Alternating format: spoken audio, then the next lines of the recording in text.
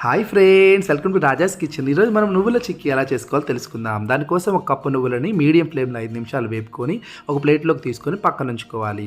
ఆ తర్వాత మనం నువ్వుల చిక్కీ పోసుకోవడం కోసం ఒక చక్కగా ఆయిల్ అప్లై చేసి పక్కన ఉంచాలి. పాకం రెడీ చేసుకోవడం కోసం ఒక కప్పు నువ్వులకి ఒక కప్పు బెల్లాన్ని తీసుకొని కొద్దిగా నీళ్ళు యాడ్ చేసి బెల్లాన్ని కాస్త కరగనివ్వాలి. బెల్లం కాస్త కరిగినాక దాంట్లో పావు టీ స్పూన్ నెయ్యి, పావు టీ స్పూన్ యాలకుల పొడి వేసి పాకాన్ని రానివ్వాలి. పాకాన్ని చెక్ చేసుకోవడం కోసం ఐస్ కోల్డ్ వాటర్లో కొంచెం పాకాన్ని వేసి చూసినట్లయితే పాకం అనేది ఈ విధంగా గట్టిగా అయిన తర్వాత విరిస్తే 2 ముక్కలుగా విరగాలి.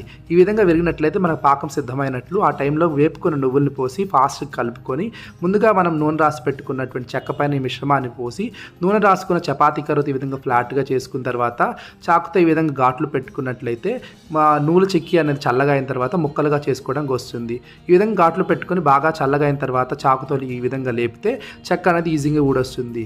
ఇంత టేస్టీగా ఉన్న నువ్వుల చిక్కీని మీరు ట్రై చేయండి. Thank you.